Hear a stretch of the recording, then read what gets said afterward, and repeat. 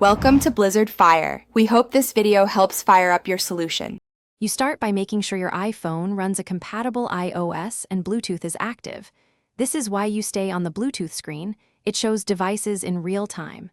Next, put the Xbox controller into pairing mode by holding the Xbox button, then press and hold the small pair button until the light flashes rapidly.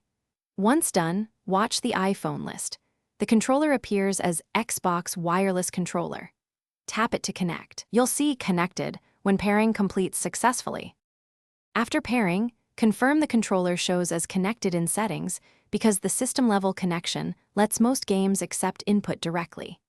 If you want precise control, open the Xbox Accessories app to update firmware and remap buttons. That fixes odd inputs and enables profiles. For cloud gaming or remote play, make sure you're on a strong 5 GHz Wi-Fi network. Wireless congestion and distance introduce latency, which is why using the same router and closing background apps improves responsiveness and button accuracy.